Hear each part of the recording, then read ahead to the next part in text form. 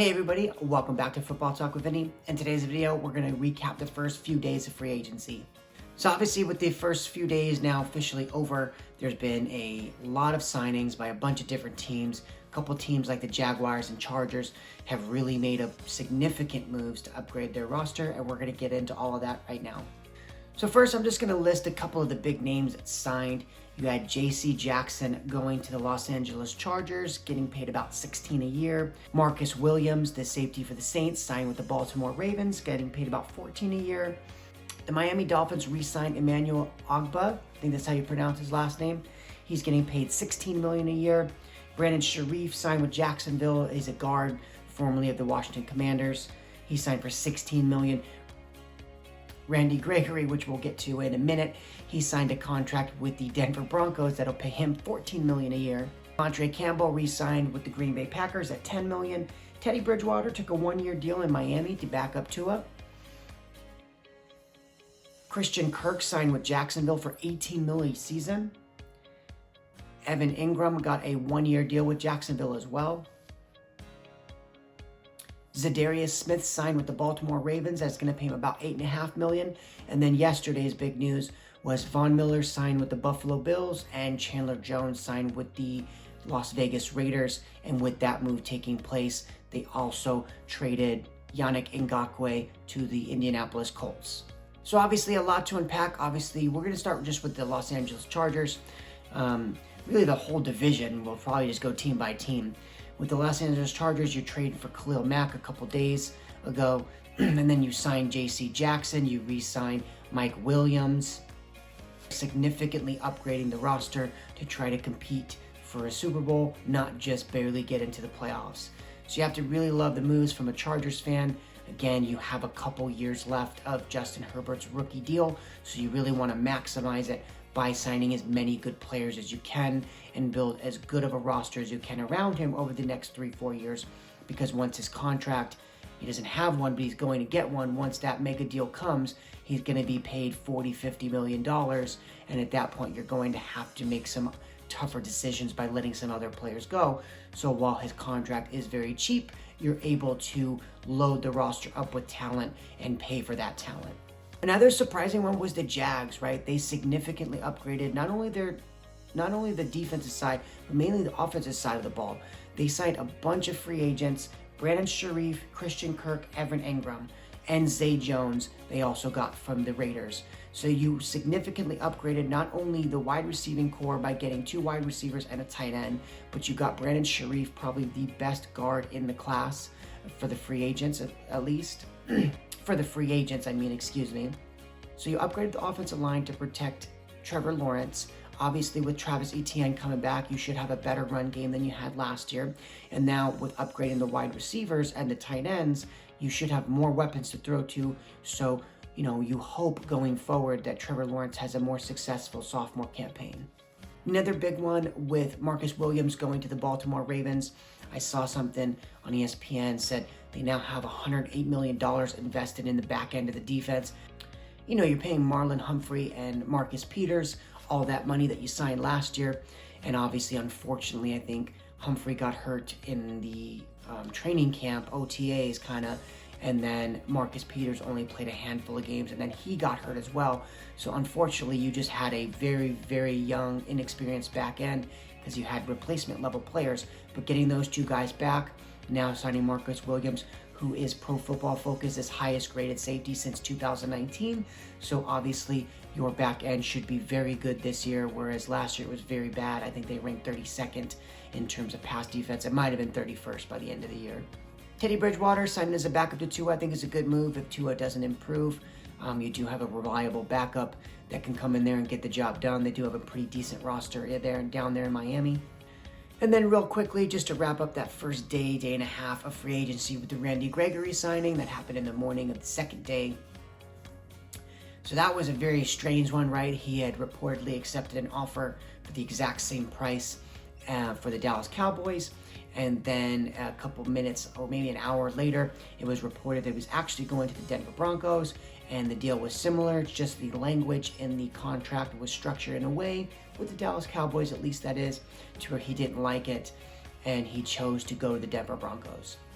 So which my nephew, which he's a Denver Broncos fan, then decided to text me that the Dallas Cowboys are falling apart, which I think is funny. I actually am glad that he went to the Denver Broncos, although he's a decent player when he plays. He doesn't play that often. He's been suspended for 2 seasons. He's only been in the league for like 5 or 6 years.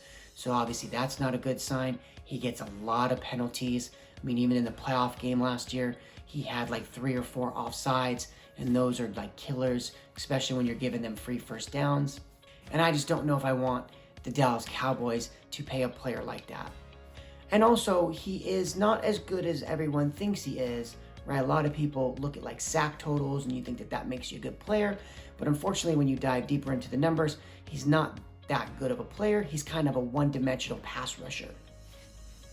And I'll kind of show you what I mean. I'll post it somewhere over here on the screen.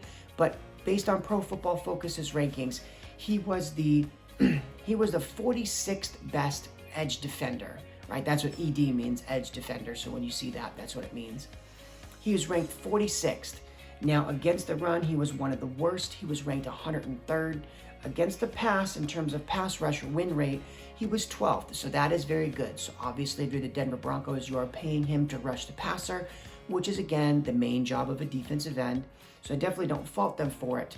But because his run defense is so bad, he's essentially a one-dimensional player where if it's a running down, you almost can't have him on the field. And if you do, it's going to be not as good for you because teams are going to run at him because they know he's not great at stopping the run.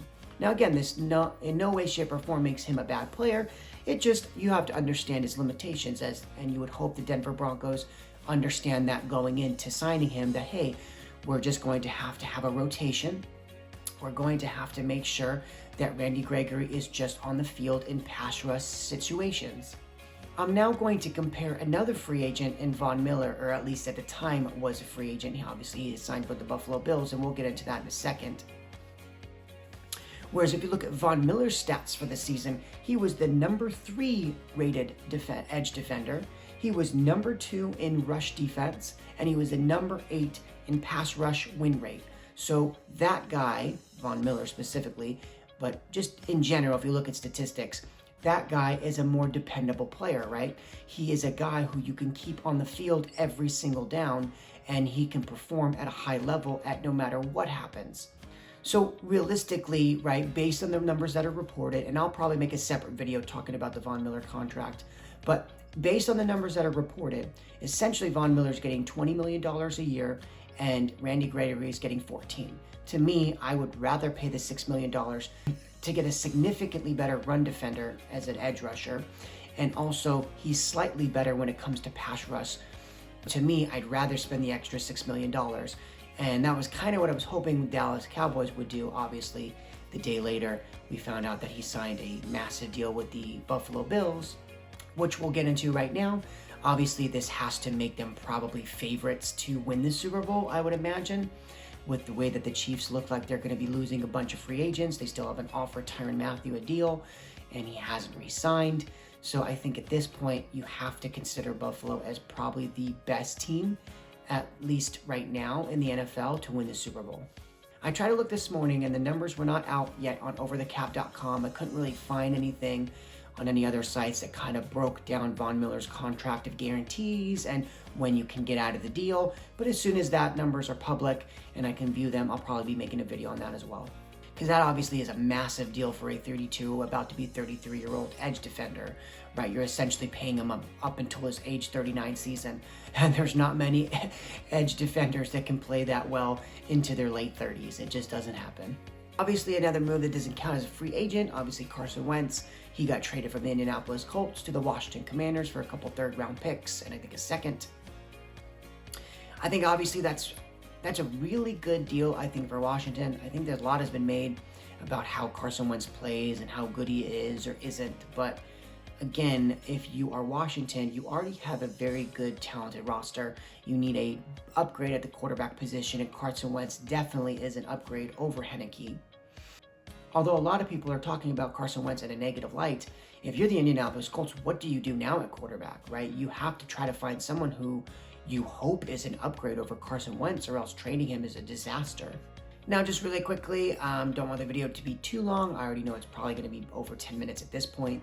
Lastly, you had Chandler Jones signing with the Las Vegas Raiders. So, again, he is a very, very good pass rusher. That's what he does well. It's kind of like Randy Gregory in the sense of he doesn't get a lot of stops in the run game, but he's a significantly better and at least more consistent pass rusher when it comes to comparing him to Randy Gregory. But again, you're paying an edge defender a bunch of money as an older player, I think he's 31, 32 years old. But again, for the next year or two, you might be able to get that Pro Bowl level production from him. And by the time his production starts to dip off, maybe you can get out of the contract. And obviously, we're only a couple days into free agency. There's still a lot of big names left, right? The number one free agent on most boards on NFL.com, at least. You got Terron Armstead, the tackle for the New Orleans Saints. He's still available. You got Tyrann Mathieu, Allen Robinson, Odell Beckham, Stephon Gilmore. So you still have a bunch of players.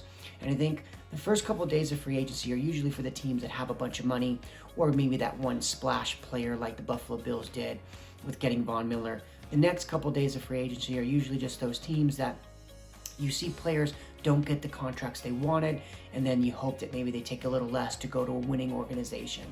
But again, that's going to be it for the video. Thank you guys so much for watching, and I look forward to updating you on the rest of the free agents and also breaking down some of these contracts for you. Thank you guys so much. Bye.